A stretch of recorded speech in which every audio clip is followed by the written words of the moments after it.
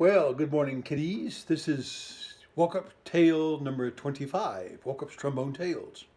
Today, a story about Sarah Caldwell and a missing trombone.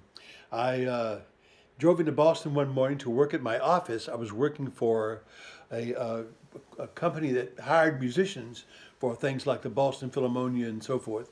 And when I got to the office, I realized I had left my trombone again at home, and I had a rehearsal that morning at 10 o'clock at Kresge Auditorium at MIT with Sarah Caldwell and the Boston Opera Company.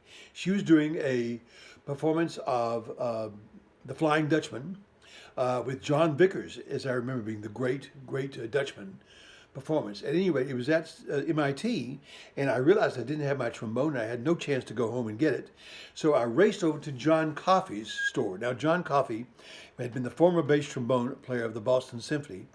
Great gentleman, wonderful teacher, and he had his own store and studio right across the street from New England Conservatory on Huntington Avenue.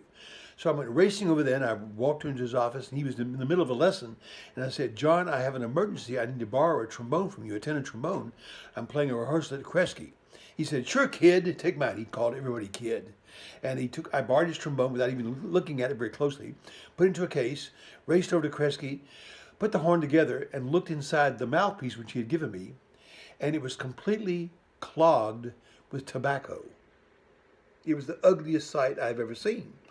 And I showed it to Milt Stevens, who was playing first, and Milt turned perfectly green when he looked at it. And anyway, I got it cleaned out and got the rehearsal over with.